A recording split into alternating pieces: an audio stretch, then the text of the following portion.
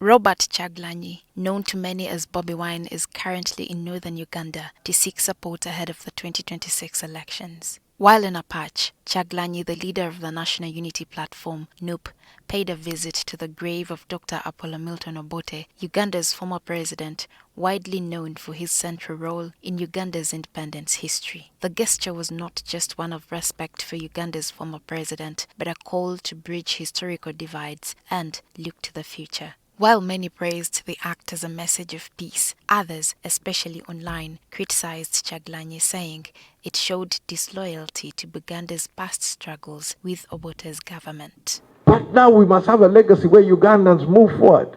For a long time we've talked about truth and reconciliation. People don't want truth, they want propaganda, and blame people. Blame this one. Oh, the problem is because of this, the problem is because of UPC. UPC has been out of power for 40 years. Is UPC still the problem? If the people of Uganda want to ostracize Akena, feel free. I have been here 20 years. I've lived amongst you. And you think, well, where's my mother from? I'm a child of Uganda. This prompted a response from late Obote's son, Jimmy Akena, who had invited Kyagulanyi to Akohoro. If you want to get stuck on one item, it is your choice. But if somebody like that says he's a supporter of Kyagulanyi, and then he wants to undermine saying that, no, Kyagulanyi should not go. You think there are no voters in Lango? There are voters in Lango. There are voters everywhere in Uganda. You cannot afford to alienate anybody. Akena reminded Ugandans that his father's true legacy was not just in politics, but in the institutions he built, such as hospitals, schools, and systems that still serve people today. Nakaseke Hospital has treated generations since the late 60s. The same can be said of Kiboga, Kayunga, Kawolo, and Gomba hospitals, all born from the same national vision. And these institutions continue to heal the citizens of Uganda. Akena also defended his father against long-standing accusations that Obote manipulated the people in the 1980 elections. My late father, Dr. Apollo Milton Obote, returned to Uganda at the end of May of 1980, barely 6 months to a general election. If you translate that to today's timetable, that is like entering the country at the end of June and being ready to prepare for election in January.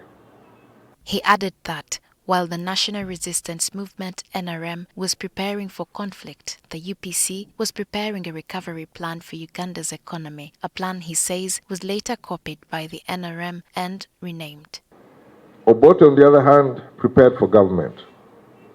When he came to the general election, the Uganda People's Congress is the only political party which presented a full blueprint for the economic recovery of Uganda. And anybody can quote me and I'll produce whatever is necessary.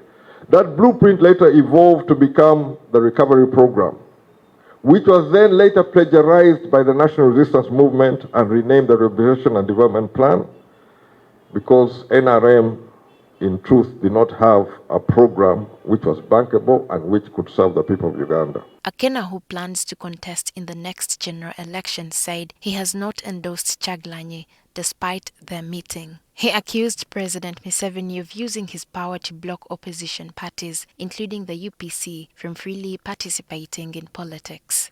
Let's be honest. The ones who are pushing this fire, I know who they are. The ones who are scared. The ones who try to make sure that Akena cannot be on the ballot.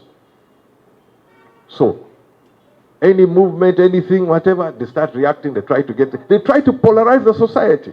Akena said Uganda's future depends on honest conversations between leaders, no matter their political differences. If I can sit with Museveni, I can sit with Kyagulanyi. I sat with Kony. Why can I not sit? Why can we not sit as leaders? He added that the story of Uganda's unity goes back to history, reminding people that Obote's ancestors once protected the exiled kings Kabalega and Mwanga.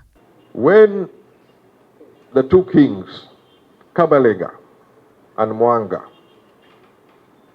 were running from Kakungulu and the British, they landed in the hands of Obote's grandfather. Obote's grandfather is the one who received them and guided them to Dokolo, where the leaders of Lango had chosen to defend the kings. And those kings were defended for 4 years in Lango. So those who may not know history, Kabaka Mwanga and Omukama Kabalega were defended by Lango for 4 years against the British and Kakungulu, until eventually they were captured, exiled, and sent to Seychelles. As Uganda prepares for another election, Akena said politics should not be about insults or emotions, but about real plans that can improve people's lives. Despite criticism, Akena said he is proud of the message his meeting with Bobi Wine sent to the country. Maybe 2 or 3 people who were born in '66. I was not alive.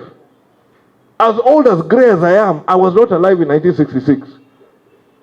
And you want that to dominate the conversation today? Conversation today should be how we should deal with tomorrow. How we can create a future, how we can live together in this Uganda. And I think what I demonstrated together with Bobi Wine, we should be given a good clap.